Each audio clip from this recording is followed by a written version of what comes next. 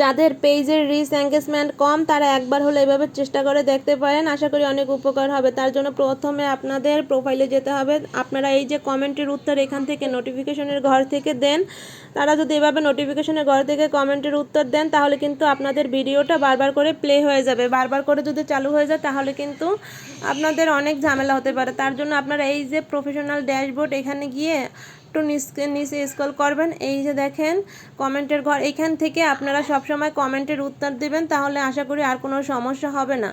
এটা হচ্ছে প্রথম ট্রিক। দেখেন এই যে আমি একটা ভাইয়াকে এখান থেকে কমেন্টের উত্তর দিলাম, ভাইয়া লেখলো জুম্মা মোবারক আপু, আমি লিখলাম যে জুম্মা মোবারক ভাইয়া। যাই হোক, আপনারা আপনাদের পছন্দ মতো যে কোনো কিছু লিখে নিতে পারেন। তারপরে এই ভাইয়াটাকে আমি কমেন্ট করব, তার জন্য এই ভাইয়াটার পেজে আমি চলে গেলাম।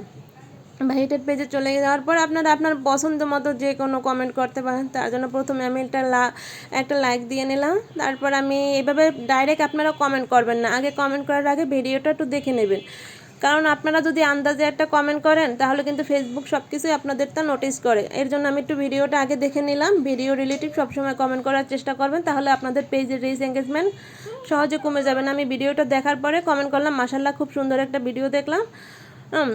আর তারপর আমি এখান থেকে বের হয়ে যাব না। এখন মোস্ট ইম্পর্টেন্ট, ওই যে মোস্ট রিলিভার ওইখানে আপনারা ক্লিক করবেন, এই যে নিউজ এইখানে ক্লিক করে দেখেন।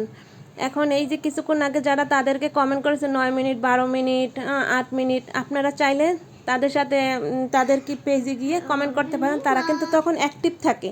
অ্যাক্টিভ থাকা অবস্থায় যদি কাউকে কমেন্ট করেন তখন কিন্তু আপনারা এভাবে করলে কিছুদিন আপনারা দেখবেন পেজের রিচ এঙ্গেজমেন্ট খুবই বেড়ে যাবে। ভিডিওটা কেমন লাগলো সবাই জানাবেন। আল্লাহ হাফেজ।